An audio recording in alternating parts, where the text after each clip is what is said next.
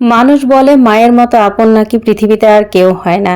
কিন্তু আমার কাছে আমার চাচি আমার মায়ের থেকেও বেশি কিছু। এতটাই আপন আমার কাছে মনে হয়। আজকে এই রান্নাটা করতে গিয়ে আমার চাচিকে আমি খুব মিস করেছি। কেন মিস করেছি সবকিছুই আপনাদের সাথে শেয়ার করব। আসসালামু আলাইকুম। আজকের ব্লগটা আমি শুরু করেছি সকাল থেকে। তো সকালবেলা ঘুম থেকে উঠেই বসিয়ে দিলাম খিচুড়ি আর সাথে ভাজি করে নিচ্ছি ডিম। তো আজকের মেনুতে সকালের নাস্তায় ছিল খিচুড়ি, ডিম ভাজি, ছিল আচার আর একটা শাক ভাজি, সাথে লেবু, কাঁচামরিচ। তো খুবই মজার ছিল আজকের সকালের এই নাস্তাটা। নাস্তা শেষ করে আমি 2 দিন ধরে একটু একটু করে মটরশুঁটি কিনেছিলাম, কিন্তু কোনোভাবে বাছার সুযোগ হচ্ছিল না। তো ভাবলাম নাস্তা শেষ করে এটারই আগে ব্যবস্থা করতে হবে। এই কারণে আমি নাস্তা শেষ করে মটরশুঁটিগুলো বেছে একটু ভাপ দিয়ে নিলাম, এটা ফ্রোজেন করব এই কারণে। তো এভাবে যদি হালকা একটু ভাপ দিয়ে ফ্রোজেন করেন এটা কিন্তু সারা বছর খেতে পারবেন, কাঁচা কাঁচা গন্ধ করবে না। তো এভাবেই আমি ফ্রোজেন করি। তো এরপর আমি আজকে একটা স্পেশাল রান্না করব। এই রান্নাটা যখন এই জিনিসটা কিনেছি ঠিক তখন থেকেই কিন্তু আমার চাচিকে ভীষণভাবে মিস করছিলাম। এটা আমার খুব পছন্দের একটা সবজি। আমাদের এলাকায় এটাকে বলে মেটে আলু, বা আমাদের আঞ্চলিক ভাষায় এটাকে গড়া আলুও বলে। আমি যখন ছোট ছিলাম এই গড়া আলুটা আমাদের বাড়িতে কিন্তু খুব হতো। এটা মাটির নিচে হয় এবং অনেক বড় বড় হয়, কখনো 8 কেজি, 10 কেজি, 5 কেজি এরকম ওজনেরও কিন্তু হয়। আর এটা বড় মাছ দিয়ে রান্না করলে ভীষণ ভালো লাগে খেতে। তো আমার বিয়ের পর আমি যখন বগুড়ায় থাকতাম আর বহুদিন পর পর ছুটি আসতাম, তখন আমার চাচি এই গড়া আলুটা মাটি থেকে উঠাতো আর আমার জন্য স্পেশালি রান্না করত। তো আমরা কিন্তু চাচি বলি না, আমরা ছোট আম্মা বলে ডাকি। এতটাই আপন আমাদের, আর খুবই ভালোবাসে আমাকে। এই কারণে আমিও কিন্তু অনেক আদর করি আমার চাচিকে। তো উনি আমার যেই খাবারগুলো স্পেশাল ভালো লাগতো, পছন্দ করতাম, ঠিক সেই খাবারগুলো আসলেই আমাকে রান্না করে খাওয়াতো। তো এইভাবে আমরা রান্না করি। জানি না আপনারা কিভাবে রান্না করেন। তো প্রথমে আমি গরম পানি বসিয়ে দিয়েছিলাম আর এই গড়া আলুগুলো আমি ওই গরম পানির মধ্যে হালকা ভাপ দিয়ে নেব। হাফ সেদ্ধ হলেই হবে। তো এদিকে আমি মাছ ভাজতে দিয়ে দিয়েছি, রুই মাছ দিয়ে রান্না করব। আর এদিকে আমি ভাতের চালটা ধুয়ে নিলাম, ভাতও বসিয়ে দিলাম। 2 চুলায় যেহেতু রান্না করব খুব দ্রুত কিন্তু রান্না শেষ হয়ে যাবে। তো এই তো আমি রাইস কুকারে সুইচটা দিয়ে দিলাম আর এদিকে আমি মাছ ভাজি করে নেব। তো দেখুন আমি লোহার কড়াইতে মাছ ভাজিগুলো করে নিচ্ছি।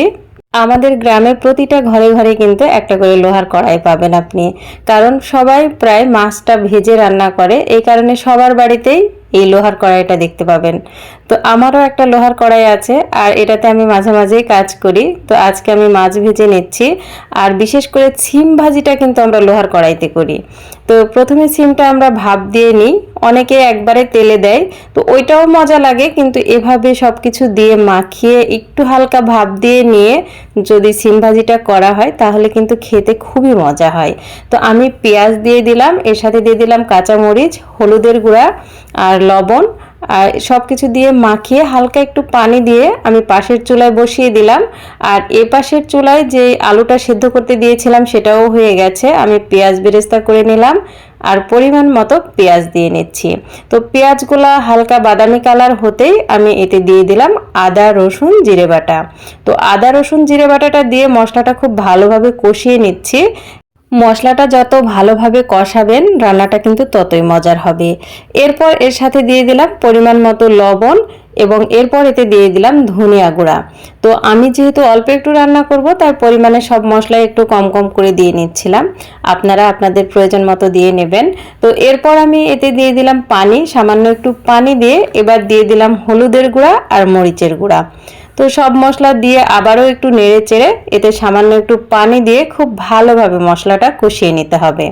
তো দেখুন আমরা কিন্তু এভাবেই এই আলুটা রান্না করি। আপনারা জানি না কে কীভাবে রান্না করেন, অবশ্যই কমেন্টে জানাবেন। আমি তো এভাবে রান্না করছি কারণ আমি সারা জীবন চাচির হাতের খেয়েই বড় হয়েছি। এই রান্নাটা আমি নিজে কখনো সেভাবে করিনি, এই প্রথম করছি। তো দেখা যাক কেমন হয়। তো আলুগুলা দিয়ে খুব ভালোভাবে মশলার সাথে কষিয়ে নিচ্ছি। তো মশলার সাথে ভালোভাবে কষিয়ে নিলাম, এরপর এতে দিয়ে দিলাম পরিমাণ মতো পানি। আলুটা যেহেতু আমি প্রায় সেদ্ধ করেই নিয়েছিলাম এজন্য পরিমাণ মতো পানি দিয়ে এর মধ্যে আমি দিয়ে দিব টুকরো টমেটোটা দিলে কিন্তু এই তরকারির স্বাদটা অনেক গুণ বেড়ে যায়। তো আপনারা অবশ্যই ট্রাই করবেন দেওয়ার। তো এরপর আমি তরকারিতে যখন খুব ভালোভাবে বলক চলে এসেছে, এর মধ্যে দিয়ে দিলাম মাছগুলাও আমি যেহেতু ভেজে রেখেছিলাম, এই কারণে খুব বেশি একটা সময় লাগবে না। এরপর আমি এতে দিয়ে দিলাম 3-4টা কাঁচামরিচ, হালকা একটু চিড়ে নিয়েছি। তো এবার আমি আবারও একটু কিছুক্ষণ ঢাকনা দিয়ে ঢেকে এই রান্নাটা শেষ করব। তো এই তো রান্না প্রায় হয়ে এসেছে। এদিকে আমি ভাত বসিয়েছিলাম, ভাতটাও কিন্তু হয়ে গেছে। গরম গরম ভাতের সাথে এই তরকারিটা খেতে কিন্তু ভীষণ মজার। যারা এখনও এই আলুটা রান্না করে খাননি তারা একবার হলেও ট্রাই করে দেখবেন, আসলেই অনেক মজা। রান্না কিন্তু আমার প্রায় হয়ে এসেছে। এবার আমি এতে দিয়ে দিব পেঁয়াজ বেরেস্তা। তো পেঁয়াজ বেরেস্তাটা কিন্তু আমি প্রথমেই করে নিয়েছিলাম, আর যে কোনো ঝোল তরকারিতেই আমরা এই পেঁয়াজ বেরেস্তাটা ব্যবহার করি এবং ভাজা জিরার গুঁড়াটাও কিন্তু ব্যবহার করি। এই দুইটা জিনিস ঝোল তরকারিতে দিলে সেই ঝোল তরকারিটা খেতে কিন্তু ভীষণ মজার হয়। এরপর আমি একটা লোহার কড়াই বসিয়ে দিলাম, এতে পরিমাণ মতো পেঁয়াজ কুচি এবং রসুন থেতো করে দিয়েছি। আর আমি এবার সিম তেলে দিব, এই কারণে আমি এটা ভেজে নিচ্ছি। হালকা বাদামি কালার হয়ে এসেছে। এরপর আমি এতে দিয়ে দিলাম জিরা। তো আস্ত কিছু জিরা এতে দিয়ে দিলে খুব সুন্দর একটা ফ্লেভার অ্যাড করে, আর সিম ভাজিটা খেতেও কিন্তু ভীষণ মজার হয়। তো হালকা ভাপিয়ে রাখা সিমটা আমি এবার দিয়ে আস্তে আস্তে এই সিম ভাজিটা করে নেব। তো হালকা করে চুলার পাওয়ার রেখে এই ভাজিটা করতে হবে, আর লাল লাল করে এই ভাজিটা করলে খেতে কিন্তু খুবই মজার হয়।